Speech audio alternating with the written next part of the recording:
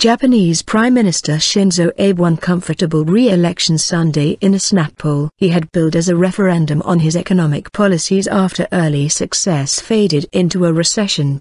But a low turnout from unenthusiastic voters beset by a heavy snowfall could cast doubt on the endorsement he will claim for Abenomics, his signature plan to fix the country's flaccid economy. Broadcasters' exit polls shortly after voting finished showed his ruling Liberal Democratic Party, LDP, and its junior partner Komeito had swept the ballot, with an unassailable two-thirds majority that will give them the power to override the upper house. TV Asahi said the pairing had won 333 of the 475 seats, while TBS put the figure at 328. "I have been pushing for Abenomics, the policies designed to create jobs and raise salaries," Abe told hundreds of voters in Tokyo's neon-lit Akihabara electronics district on the eve of the election. "Japan can be much richer," Abe said, sporting a knee-length white windbreaker emblazoned with his campaign slogan, "This is the only way." Abe,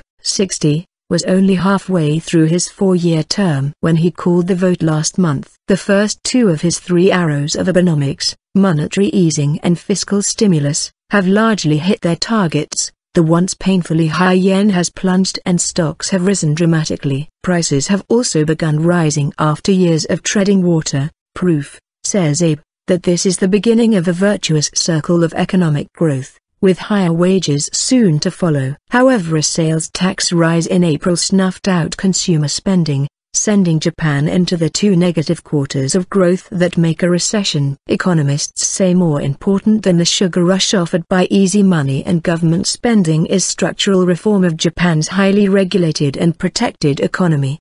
The third arrow of Abenomics. Abe has been criticized for not being bold enough in taking on the vested interests that are the real key to reversing nearly 2 decades of economic underperformance. His fresh 4-year mandate may stiffen his resolve for these reforms and see off opposition from within his ill-disciplined LDP, a party given to bouts of regicide.